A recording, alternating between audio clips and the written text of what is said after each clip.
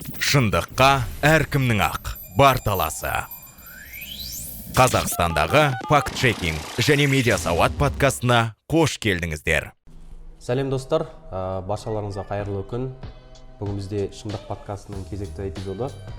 Бүгін біздің қонағымыз медиа-сыншы Оразай Қыдырбаев. Оразай, қош келдің. Қош келдік. Оразай, жалпы өзің медиа-сыншысың. Медиа-сыншы деген түсінік қалай? Не деген сөз жалпы медиа-сыншы деген? Қалай ойлайсың өзің? Медиа-сыншы дегенді былай түсіндіргім келеді. Ол өзі журналист ретінде ешқандай материал жазбайтын адам. Бірақ журналистердің жазғандарын сынап, талқылап, солардың артық тұстарын және кем тұстарын көрсетіп, сөйтіп бір талқылап отыратын адам. Өзі ештеңе жазбай, бірақ басқалардың жазғандарын сынайтын адам. Сонда қараңыз, медиа-сыншы бізде қазір қоғамда көптеген андай адамдар айтып жатады ғой, бір нәрсені сен сынасаң, болмаса талқыласаң, айтады, сен бірінші сол дәрежеге жетіп ал, өзің бірінші жазып ал деген сияқты. Осы нәрсеге қалай қарайсың?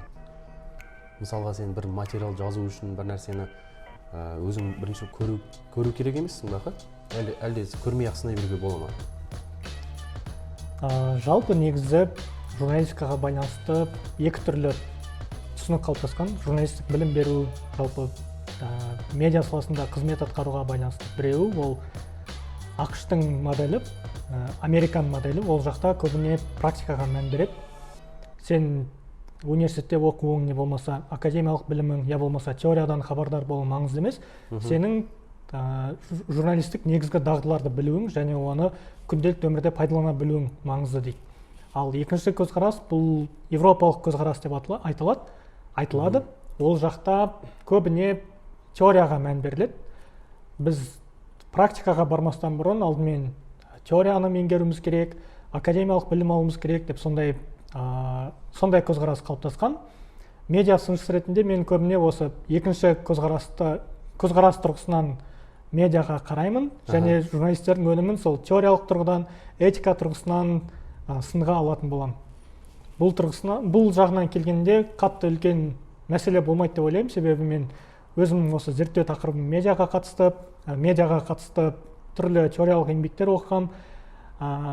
Сол себепті өзімді бір диван сарапшысы деп немесе ештеңе бітірместен сынға алады деп айта алмаймын. Яғни белгілі бір теория арқылы сынап отырсың сонда? Жалпы теориялардың мақсаты не? Теориялардың мақсаты ол әлемді түсіндіру және бір шындық жайлы ой көзқарас қалыптастыру. Және әлемде болып жатқан оқиға құбылыстарды шынайы мағынасын түсіндіру. Мен осы тұрғысынан қарастырып, сол арқылы медианы сынға алып, яғни мысалы қай жерде бейтараптық қағидасы бұзылды, қай жерде этикаға сай емес материал жарияланды деген секілді. Солардың әрі қарай түзелуіне ықпал еткім келеді. Енді қара Оразай, медиа-сыншы, медиа-сын демекші, мынау біздің бүгінгі тақырыбымыз осының төңірегінде болмақ. Енді басында енді сенен кішкене шынықтырып алдым, осындай сұрақтар қойып.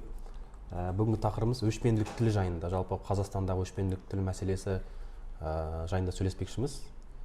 Қалай ойлайсың, өшпенділік тілі дегеніміз не?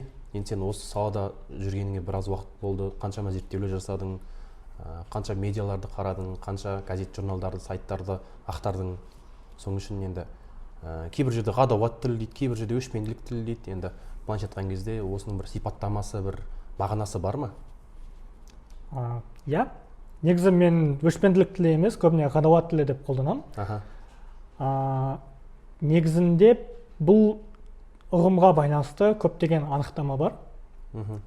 Біреулер құқық тұрғысынан қарастырады, біреулер этика тұрғысынан қарастырады дегендей. Бірақ біз осы ұғымның нақты анықтамасын не мағынаны білдіретіндігін ашуымыз үшін екі сөзге назар аударуымыз керек. Біріншісі өшпенділік, екіншісі тіл. Өшпенділік деген не нәрсе? Ол сіз қандай да бір ақпаратты қабылдағаннан кейін біреуге деген, бір адамға деген, не болмаса бір топқа деген сіздің жек көру сезіміңіз ояну керек. Өшпенділік деген сол мағынаны білдіреді. Жек көру сезімінің оянуы, сіз оны жай ғана жек көресіз бе, әлде бір физикалық зардап тигізгіңіз келе ме, не болмаса психологиялық зиян келтіргіңіз келе ме деген секілді. Сондай бір біреуді жек көру және жек көруден туатын әрекеттерге апаратындай бір жағдай, осыны біз өшпенділік деп айтамыз. Екіншісі тіл. Тіл дегенде көбіміз тек сөздерді ойлаймыз, бірақ ол тіл деген тек сөзді ғана білдірмейді. Сонымен қатар бізге ақпарат беретін, мағына таситын бүкіл нәрсені айтады. Мысалы, фотосуреттер, не болмаса видеолар, я болмаса қабырғаға сызып кеткен әлде бір граффити суреттер, не болмаса көшедегі билбордтар деген секілді. Я болмаса аудио мәтіндер, не болмаса мемдер. Бұлардың барлығы бізге қандай да бір мағына береді және қандай да бір ақпарат береді. Біз осылардың барлығын тіл деген ұғымның аясына саламыз.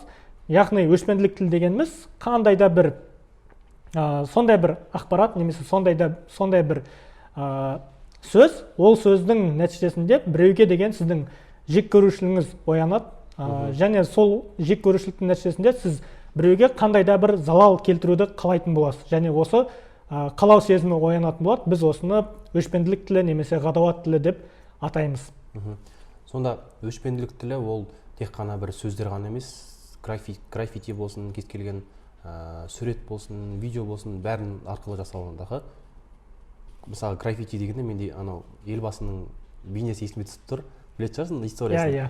Сызық қояды, қайтадан жасақ қояды, қайтадан басқаша сызық қояды елбасының бейнесін. Енді осы тұстан да маған осындай бір ой келіп тұр, яғни өшпенділік тілі сен айтпақшы тек қана тіл ғана емес, ол кез келген жест дейді ғой, мынау арқылы білдіріледі, аға, сонда. Мысалы, біз бір саясаткер өзінің Гитлердің мәнерінде бір ым-ишара жасайтын болса, не болмаса ортаңғы саусағын көрсететін болса, ол бірден қоғам тарапынан сынға ұшырайды. Себебі сол ортаңғы саусақ, не болмаса жаңа Гитлердің әрекетін жасау, оның барлығы белгілі бір символдарға, белгілі бір мағыналарға сілтеме береді. Мысалы, сен айттың енді, кез келген адам бір ақпарат оқыған кезде сол ақпаратқа сай іштегі өшпенділігі, яғни жек көріністілігі оянады дедің, аха. Енді бұл жерде кімді кінәласақ болады? Мысалға, журналист бір ақпарат таратса, бұл жерде ақпарат таратқан, дұрыс емес ақпарат таратқан журналист кінәлі ме өшпенділік тілін тудырып тұрған? Жоқ әлде өз-өзінің эмоциясына ерік берген, өз-өзін ұстай алмай қалған бір топқа бір жек көрінішілік көрсету үшін комментарий болмаса бөлісіп, неше түрлі сөз, боқтық сөз жазған адам кінәлі ме? Бұл жерде белгілі бір тарапты кінәлауға бола ма, или қалай түсінсек болады осыны?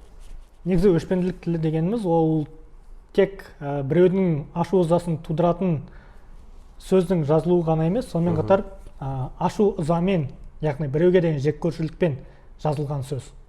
Және ол сөз басқалардың да жек көрушілігін тудыру керек, немесе тудырады. Осы тұрғыдан алғанда, ғадауат тілін тарататын журналистер де, не болмаса сол ғадауат тіліне еріп, әр қарай оны бөлісетін, не болмаса сол ғадауат тілін қабылдағаннан кейін соған қатысты комментарий жазатын аудиторияда барлығы бұл жағынан кінәлі. Негізі осы жерде мынадай бір маңызды нәрсе бар. Бұрынғы заманда 20 ғасырдың ортасына дейін, тіпті соңына дейін көбіне этика, әсіресе медиа этикасы ол хабарлама тарататын адамдарға қатысты еді.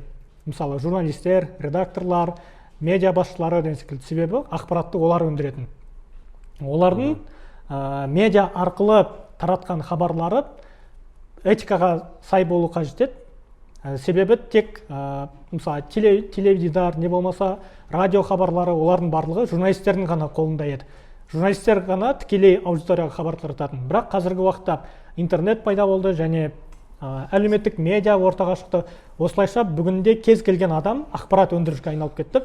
Демек, медиа этикасы бұрынғыдай тек журналистерге ғана емес, енді бәрімізге қатысты. Кез келген адам әлеуметтік медиада жазған посты үшін, не болмаса тіпті жазбай-ақ жай ғана бөліскен посты үшін де жауапты болады. Яғни осы тұрғыдан қазіргі таңда медиа сауат деген термин трендта тұр, аха, сонда.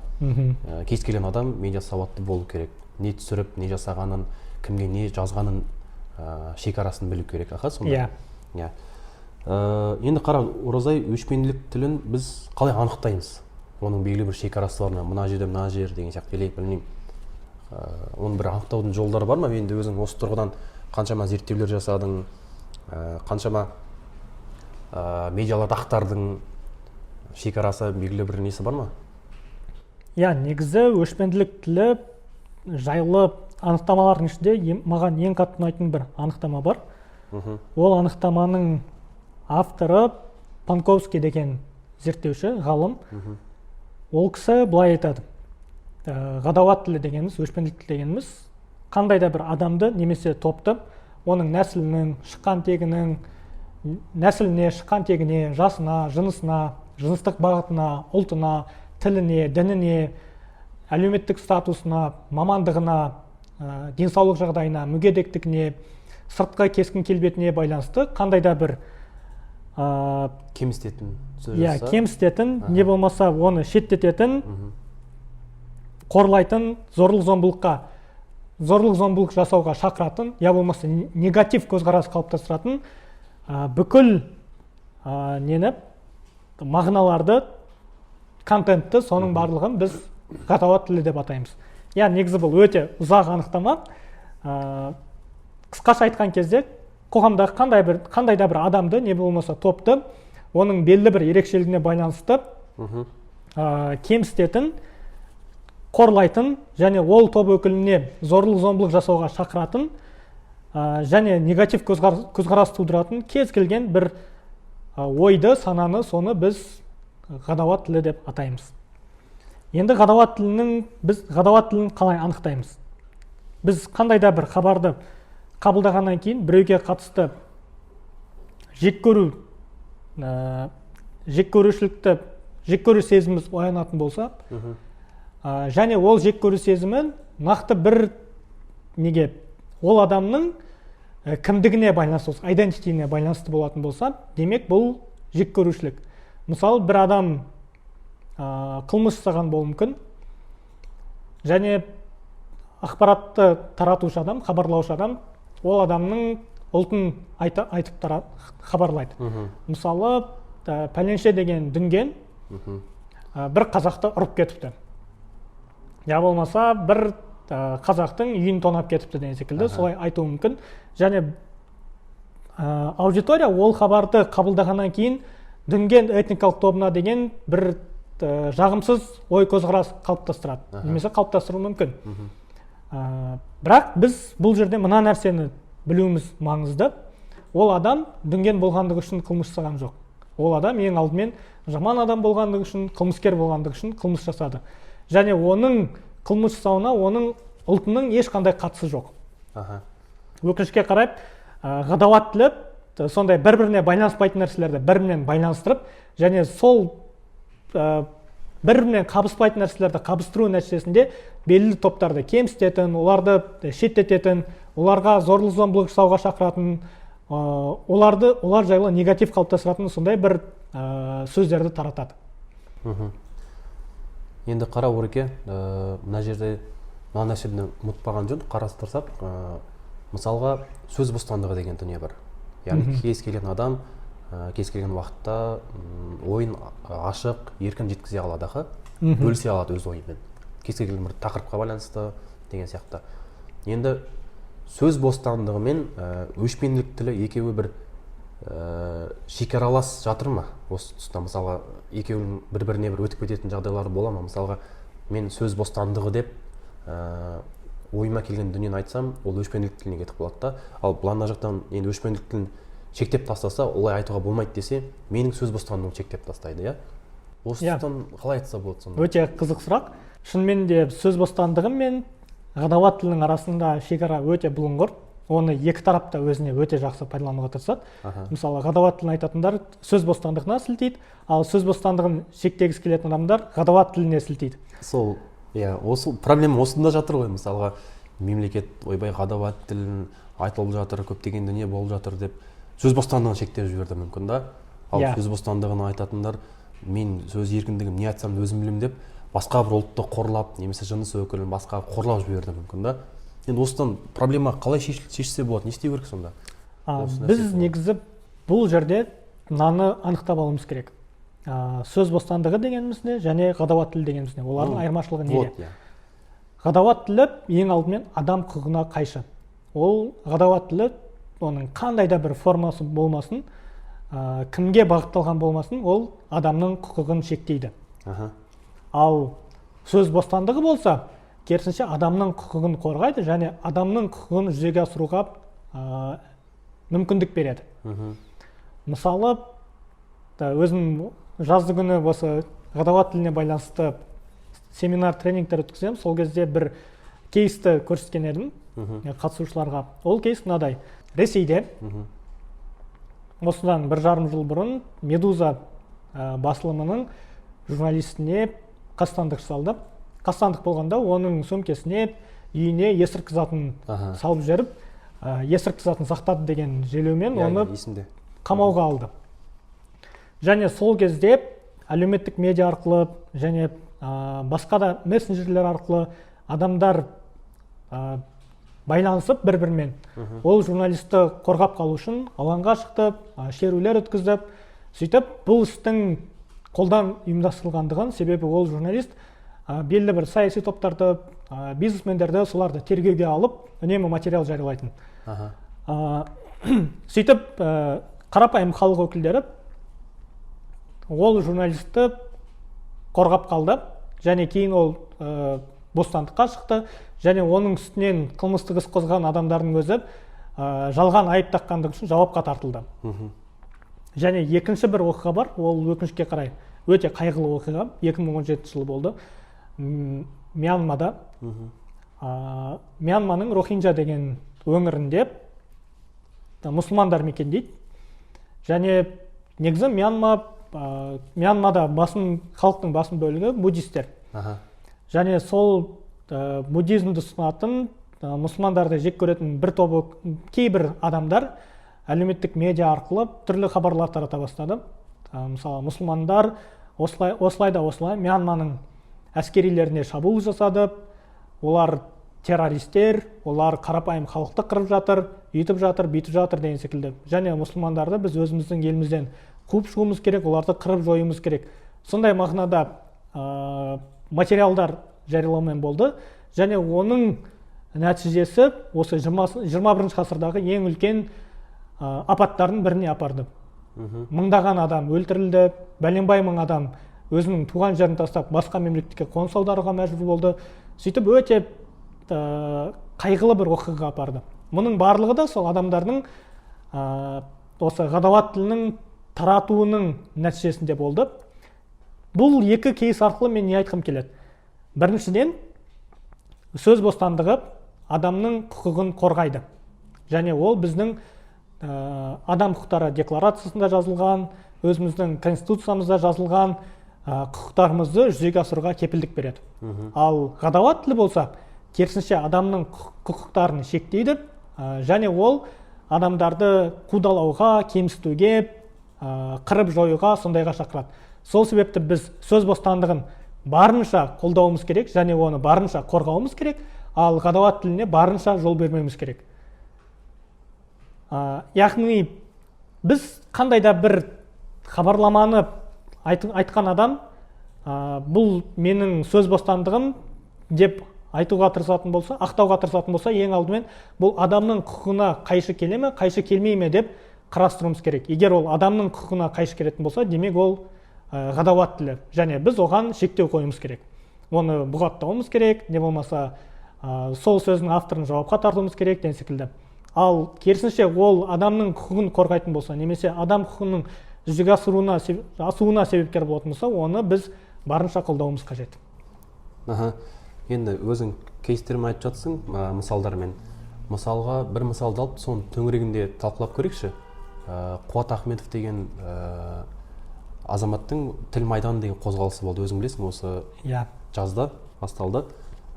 Енді қара, Қуат Ахметовтың көбі қолдады бізде. Ойбай дұрыс жасап жатыр. Бізде мемлекетімізде бір ғана тіл болу керек, ол қазақ тілі, барлық қазақша сөйлеу керек деген сияқты. Қуат Ахметов бірақ неге сол бағана тіл майдан қозғалысында оның мүшелері кет келген бір магазинге немесе организацияға барады да қазақша сұрайды, қазақша білмегендерге қазақша талап етеді. Мысалы ол жерде басқа ұлт өкілі болуы мүмкін, қазақша мүлде білмейтін адам болуы мүмкін да. Сондықтан талап етеді да, соны видеоға түсіріп, соны яғни сол басқа ұлт өкіліне немесе сол бір басқа тілде сөйлейтін адамға бір ғадауат тілін өшпенділікті оятады. Бұл жерде мысалға келесі жағын қарасақ, ол яғни өшпенділік тілін тудырып жатыр да. Осы тұрғыда мысалға көбі қорғады, енді мемлекет тарапынан бір не істегенін білмеймін, ұмытып қалыппын қазір. Оны Грузия қашып кетті, қателеспесем. Оны Грузия емес, Украинаға қашып кетті ма? кетіп қалды ғой. Иә. Сондай бір арты сондай бір оқиғамен аяқталды, бірақ осы мысал төңірегінде сен қалай ойлайсың? Бір ғадауат тілі екінші бір ғадауат тілін тудыра ма? Мысалға осы жағынан қалай айтасың? Иә, негізі ғадауат тілінің ең үлкен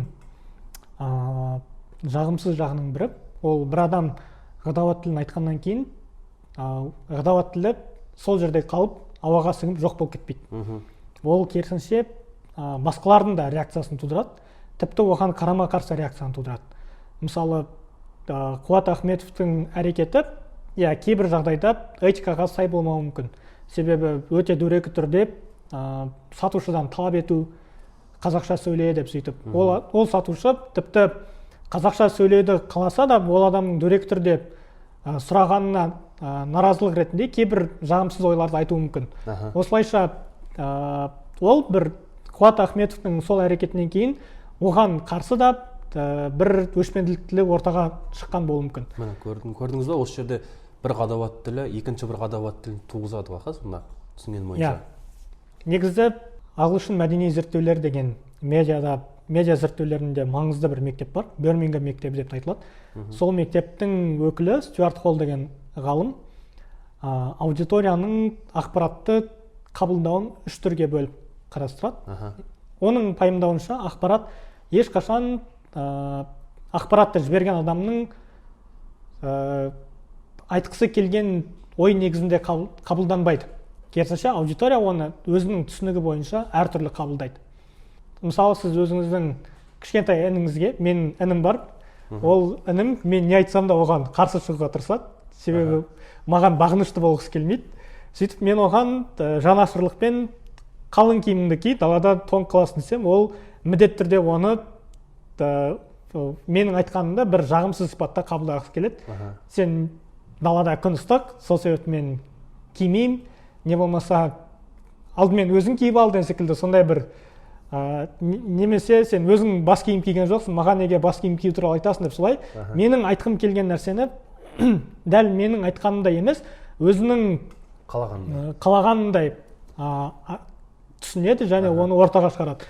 Дәл сол секілді қандай да бір ғадауат тілі екінші бір ғадауат тілін ортаға шығарады және ол қабылдаған адамдар оны одан сайын таратып, одан сайын үдетіп бір қайғылы жағдайларға апарады. Мысалы, жаңа басында айтып отырмын, Рохинджадағы мұсылмандардың басына түскен қайғылы жағдай. Ол да сол әлеуметтік медиада сол хаттардың кең таралуының нәтижесінде және оған ешкімнің шекті қоймауының нәтижесінде дүниеге келді. Яғни Қуат Ахметовтың осы бір жасаған дүниесін Дәурен Абаев үңгірдегі ұлтшылдық деген бір баға берді да. Енді осы тұста Дәурен Абаевтың айтқан сөзін ғадауат тіліне жатқыза аламыз ба? Өте қызық сұрақ екен. Негізі ғадауат тілі өзі ашық формадағы және жабық формадағы ғадауат тіл деп екі түрін қарастыруға болады. Сонда екі формада. Ашық формадағы ғадауат тілін бірден анықтай аламыз. Ол мысалы пәленше түгеншені өлтіріп кетіп керек. Немесе пәленше түгеншелер сондай жаман адамдар. Пәленше түгеншелер хайван секілді деп сөйтіп айтылады. Және біз оны бірден біле аламыз. Бұл ғадауат тілі деп. Ал жабық формада ғадауат тілін анықтау кішкене қиын, өйткені ол белгілі бір дискурстар арқылы, белгілі бір метафоралар арқылы солай жасырынып қолданылады. Яғни жабық түріндегі ол скрытый месседж болады артында сонда. Мысалы, Дәурен Абаев мырза үңгірдегі ұлтшылдық деген сөз арқылы нені айтқысы келді. Бұл үшін біз үңгір дегеннің не екенін ойлап керек. Үңгір деген ол жарық түспейтін қараңғы бір жер. Сонымен қатар ол екіншіден үңгір ол ерте замандағы тас дәуіріндегі адамдардың мекендеген жері.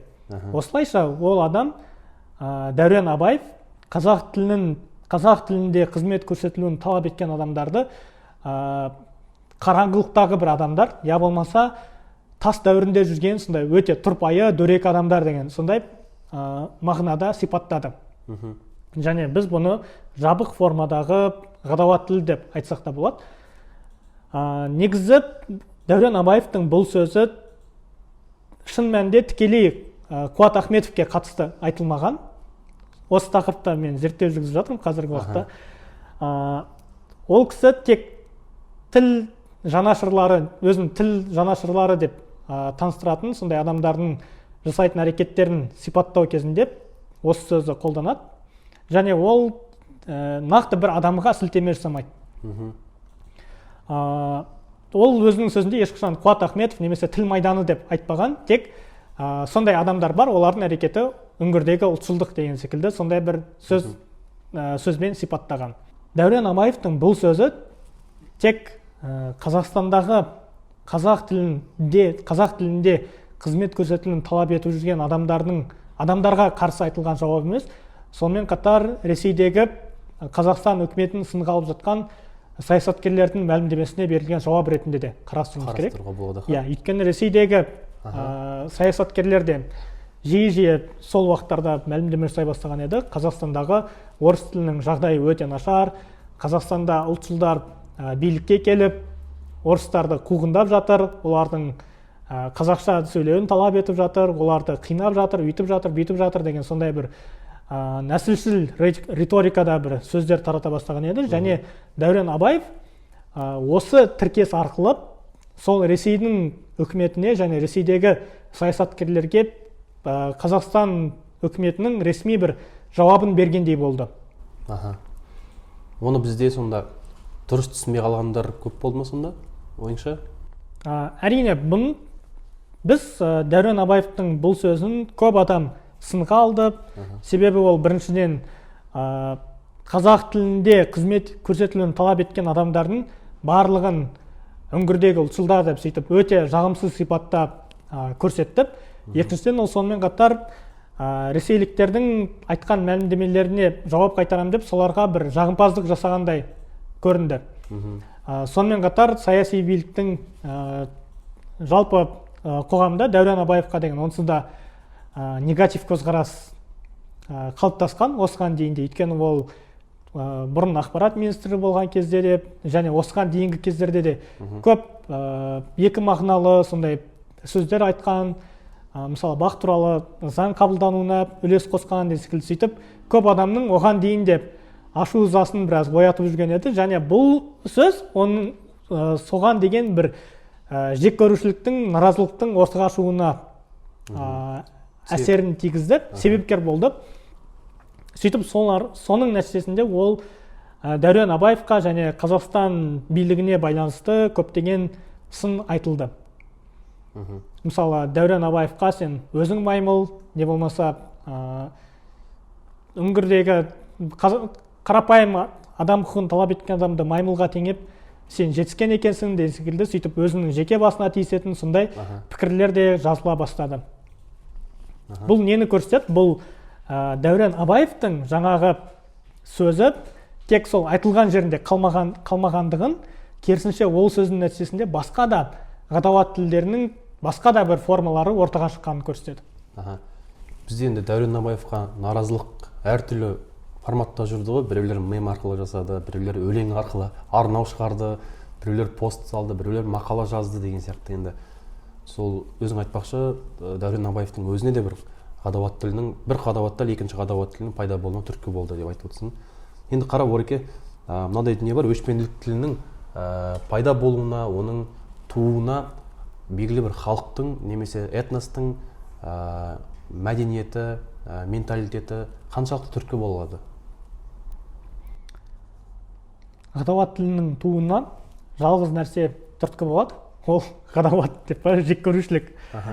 Негізі Абайдың өлеңінде айтылады ғой, махаббат ғадауатпен майдандасқан деп. Бұл жердегі ғадауат сөзі осы махаббат дегеннің антонимі ретінде қолданылады. Махаббат ол біреуді жақсы көру, сүю, оған жақсылық тілеу болатын болса, ал ғадауат керісінше оны жек көру, жамандық жасау, оған жамандық тілеу деген сондай мағынаны білдіреді. Ғадауат тіліне мәдениеттің, ұлттық ерекшеліктің, тілдің, діннің ешқандай қатысы жоқ. Оған ол тікелей жек көрушілікке қатысты. Әрине біздің қоғамда кейбір топ өкілдеріне байланысты стереотип ойлар қалыптасқан. Мысалы, жалпы қазақ арасында сондай нелер әзіл әңгімелерде айтылады ғой. Мысалы найман руынан шыққан адамдар өте қу деген секілді. Бізде руларға қатысты мынау бір белгілі бір топ өкілдеріне немесе бір белгілі бір жыныс өкілдеріне қатысты ондай стереотиптер өте көп. Енді менің сұрағым мынадай болған, Орке, қара, мысалға кез келген халықтың өзінің бір менталитеті бар, сол менталитет сол ғадауат тілінің тууына түрткі бола ма? Мысалға бізде қазақта да қыздарға қатысты қызға қырық үйден тыю деген түсінік бар ғой енді халық арасында. Енді сол арқылы мысалға бір қыз өзінің таңдауын жасап бір басқа ұлт өкіліне тұрмысқа шықса, болмаса бағанағы қысқа көйлек киіп жүрсе деген сияқты сондай болса, сол кезде бізге сол менталитет арқылы ғадауат тілін тудырып жатамыз да. Мысалға ол неге сондай қазақтар жетпей қалды ма, ойбай сондай ма, ол неге басқа ұлт тұрмысқа шығады, болмаса ол неге типа әке шешесі үйде қарамай ма, көшеде қысқа көйлек киіп жүр деген сияқты сондай бір нелер туады осы тұстан. Өшпенділік тілі, өшпенділік, іштегі өшпенділік. Енді осы тұстан өзің қалай ойлайсың? Сондай да бір не бар ма әсері менталитеттің, болмаса мәдениеттің деген сияқты? Мысалы ақш-та жасалатын ғадауат тілі Қазақстанда болмауы мүмкін. Мысалы ақш-та қара нәсілдерге байланысты өте көп шеттетулер, кемсітулер дүниеге келуі мүмкін. Ал Қазақстанда қара нәсілді адам жоқ, тиісінше оларға байланысты ешқандай өшпенділік тілі ортаға шықпайды. Бірақ біздің мәдениетімізде белгілі бір топ өкілдеріне байланысты, ру өкілдеріне байланысты, мысалы қазақтар өзі руға бөлінген халық қой бұрынғы заманнан бастап. Сондай стереотип ойлар, нәсілшіл ойлар бар. Бірақ біз мына нәрсені ұмытпауымыз керек. Ол мәдениет үнемі өзгеріп отыратын нәрсе. Және қандай да бір біздің ескі мәдениетіміз немесе ескі әдет ғұрпымыз адам құқығына қайшы келетін болса, одан бас тартқанымыз жөн. Мысалы қызға қырық үйден тыйым деген мақал, ол ескі заманның мақалы. Және одан біздің бас тартқанымыз жөн деп ойлаймын. Негізі мәдениеттер немесе мәдениеттегі кейбір ерекшеліктер кейбір ғадауат тілдеріне ықпалын тигізіп жатады. Мысалы бізде өзіміздің халқымыздың арасында бар ғой, наймандар өте қу деген секілді сондай көзқарас. Болмаса тіпті өз-өзімізге деген ғадауат бар. Қазақтар осы үнемі жалқау, қазақтар осы бір-бірін көре алмайды, қазақтар осы жемқор, әйтеуір бірдеңені жеп, сөйтіп тауысып тастайды деген секілді. Сондай стереотип немесе өз-өзін жек көру деген секілді сондай бір ғадауат тілдер бар, өкінішке қарай. Біз бұлардың бәрін ашық түрде сынға алып, және олардан бас тартуымыз керек деп ойлаймын. Қарапайым сөз қазақпыз ғой деген сөздің өзі бір кейбір дүниелерге итермелеп тұрады. Қазақпыз ғой деп, мысалы гаи тоқтаса өткізіп жібер, болмаса білмеймін, кез келген нәрседе осындай бір сөздер түрткі болады. Сонда сенің ойыңша біз осындай дүниеден бас тарту керекпіз ба? Или оларды жаңарту керекпіз ба? Қалай істеу керек сонда оны? Мысалы, бір адамның жақсы немесе жаман іс жасауына ол адамның жынысы, жыныстық бағыты, нәсілі, тілі, діні, тілі, ұлты, тағы да басқа ерекшеліктерінің қатысы жоқ. Ол адамның тікелей жақсы адам болуы немесе жаман адам болуы қатысты. Яғни бір адам бір жақсылық жасап, ол адам жақсы адам болғандығы үшін жасайды. Ол адам қазақ болғандығы үшін, не болмаса ол адам гетеросексуал болғандығы үшін емес, ол адам ең алдымен жақсы адам болғандығы үшін жақсылық жасайды. Тиісінше жамандық жасаса да, ол адам ең алдымен жаман адам болғандығы үшін жамандық жасайды. Біз осы нәрсені ажырата алуымыз керек. Сонымен қатар туған туыстық, не болмаса басқа да бір identityге байланысты шешім қабылдамауымыз керек. Шешімді заң аясында, құқықтық қарым-қатынас аясында қабылдауымыз керек. Мысалы, бір полиция қызметкері бізді жолда тоқтататын болса, біз оны құқықтық негізде шешуіміз керек. Ақшамен, я болмаса тамыр таныстықпен, қазақпыз деп сөйтіп сондай бір сөздерді қолдану арқылы емес. Сонда түсінген бойынша жаман адам болмайды, жаман ұлт болмайды, жаман жыныс өкілі, нәсіл өкілі болмайды. Біз адамдар тек қана жақсы и жаман деп қарастырамыз болды. Басқа адам басқасын қарастырмаймыз. Әрине, мынандай болуы мүмкін, бір адам 100% жақсы немесе бір адам 100% жаман деген нәрсе жоқ. Бірақ ол адам қандай да бір жақсылық жасайтын болса, не болмаса жамандық жасайтын болса, ол адамның ұлты, тілі, діні, нәсілі маңызды емес. Біз ол адам жайлы хабар таратқан кезде, ол адамның саған жамандығын айтқан кезде, ол адамның шығу тегіне, ортасына сілтеме жасамауымыз керек. Өйткені біз мысалы бір дүнгеннің қылмыс жасағандығын көрсете отырып, бүкіл дүнгендер сондай қылмыскер деген көзқарас қалыптастыруымыз мүмкін. Мысалы Қазақстанда әйелдерге байланысты өте көп сондай таптаурын ойлар кездеседі. Әсіресе жол-көлік оқиғасын, жол-көлік апаттарын жасаған кезде міндетті түрде бір әйел адам апатқа себепкер болса, не болмаса әйел адам қатысқан жол-көлік апаты орын алса, оның әйел адам жасағандығын айтып өтеді. Бірақ статистикаға қарасақ, ер адамдар әлдеқайда көбірек апат жасайды, бірақ олардың ер адам екендігі айтылмайды. Және мысалы нелер, автоледи деген сөз бар. Автоледи жол-көлік апатын жасады, ереже бұзды, үйтті бүйтті деп солай оның жүргізушінің әйел екендігін міндетті түрде айтып өтеді. Осылайша қоғамда әйел адамдар көбірек жол-көлік апатын жасайды деген секілді, не болмаса әйел адамдар көлік жүргізе алмайды деген сондай ой көзқарас қалыптастырылады, және сол көзқарас одан сайын бекітіле түседі. Яғни сондай көзқарастар ғадауат тілінің туына түрткі болады. Мысалы бір әйел адам келіп жол апатына себепкер болса, оны журналист немесе кез келген медиа әйел адам деп кәдімгідей көрсетсе, уже әйел адамның машина жүргізуіне немесе әйел адам машина айдағанына, болмаса көлік айдап кетіп барып машина айдаған әйел адамды көрсең, сенде бір жек көрінушілік сезім пайда болуы мүмкін. Сондай мағынада. Енді қара Ореке, осы ғадауат тілі, өшпенділік тілі деп жатамыз. Қалай күресеміз? Қалай күрессек болады? Біздің енді өзің енді осы салада эксперт, қаншама зерттеу жасап жүргендіктен қандай жолдарын ұсынасың, не істеуге болады? Ең бірінші біз сыни ойлауды дамытуымыз қажет деп ойлаймын. Сыни ойлау деген қалай сонда ол? Мысалы, әркім әртүрлі түсінеді. Біреу сыни ойлау деген кезде сынау деп түсінеді. Біреулер басқаша түсінеді мысалы. Біз мысалы қандай да бір ақпаратты қабылдаған кезде, я болмаса көрген кезде, бұл ақпарат не себепті менің алдыма шығып тұр? Бұл ақпаратты қабылдағаннан кейін менде қандай эмоциялар оянады? Біреуге деген жек көрушілік ояна ма, жақсы көрушілік ояна ма деген секілді. Соны қарастыруымыз керек. Сонымен қатар эмпатия деген нәрсе өте маңызды. Яғни эмпатия дегеніміз өзіңді біреудің орнына қойып көру ба? Сол емес пе эмпатия? Иә. Мысалы, біз Қазақстанда тұрып жатырмыз қазір. Мен өзім этникалық қазақпын. Және мен ешқашан бір этникалық ұйғырдың, я болмаса этникалық дүнгеннің орнында болып көрмеген. Сол себепті мен ол адамдардың күнделікті өмірде қалай қысымға ұшырайтындығын, не болмаса қалай кемсітілетіндігін білмеуім мүмкін. Кез келген адам өзін сондай бір этникалық топтың орнына қойып көрсін. Мысалы, бір қазақ адам қылмыс жасайтын болса, қазақ қылмыс жасады деп айтпайды. Ал бірақ бір этникалық азшылық топ өкілі қылмыс жасаған болса, сол этникалық азшылық топ өкілінің қылмыс жасағандығын ашық айтып жатады.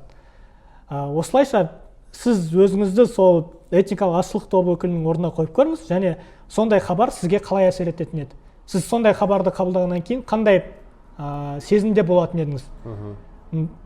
Мысалы, ол үшін біз бір шетелдік мемлекетке барып, сол жерде біздің бір мысалы азшылық өкілі жасаса, соны қазақ өстіп жасады десе, сол кезде ғана сезіне аламыз ба сонда? Солай емес пе? Бәлкім. Мысалы 2020 жылы қысты күні Қордайда өте қайғылы оқиға болды Қазақстан тарихындағы. Этникалық қазақтар мен дүнгендердің арасында қақтығыс болды. Сол кезде әлеуметтік медиада өте көп пікірлер жазылды. Көптеген сол оқиғаға байланысты әртүрлі ойлар ортаға шықты. Мені ең қатты таңғалдырғаны Қазақстанда тұрып жатқан этникалық өзбек досым болды, және сол адам өзінің Қазақстанда қауіпсіздікте қауіпсіз өмір сүре алатындығына және емін-еркін жүріп тұра алатынына 100% сенімді емес екендігін жазған екен. Мен сол кезде қатты ойландым. Менде ешқашан ондай бір күмән болмаған. Менде ешқашан ондай қорқыныш болмаған. Себебі мен ешқашан өзімді күнделікті өмірде кемсітуге ұшырайтын, не болмаса адамдардың жек көрушілігіне ұшырайтын этникалық өзбектің орнына қойып көрмегенмін. яғни біз өзімізді солай кемсітіліп отырған, шеттетіліп отырған адамның орнына қойып көрсек, бұл ғадауат тілінің қаншалықты жаман екендігін және оның қаншалықты әділетсіз екендігін түсінетін едік.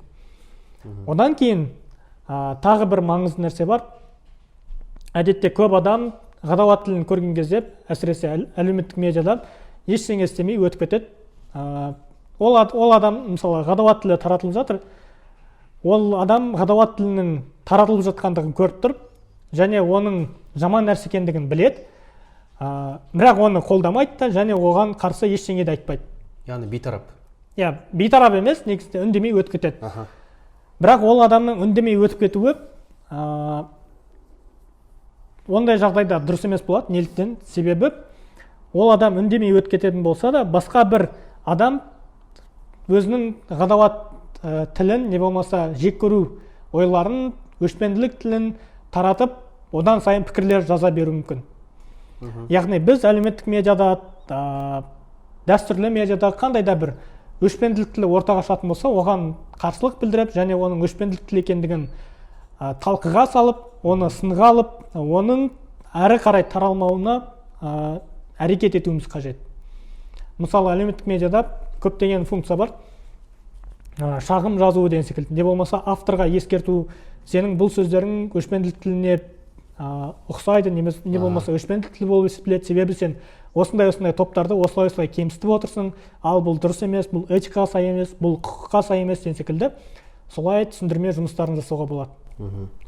Яғни біз біріншіден сыни ойлау керекпіз, екіншіден бізде эмпатия болу керек, үшіншіден біз үндемей өтпеу керекпіз. Яғни оған бір реакция қалдыру керекпіз. Сондай пост Инстаграмнан, Фейсбуктан, болмаса кез келген жерде көрсек, оған андай пожаловаться деген не бар, сол жасау керекпіз. Осы арқылы біз күресе аламыз. Рахмет, Оразай, уақытыңды бөліп келгеніңе, алдағы уақытта зерттеулеріңе табыс тілеймін. Құрметті тыңдармандар, жобаны Медианет халықаралық журналистика орталығы Конрад Аденауэр атындағы қордың қолдауымен жүзеге асырып жатырмыз. Бізде бүгін 6-шы эпизод болған. Сіздерге көп рахмет. Келесі эпизодта жүздескенше. Сау болыңыздар.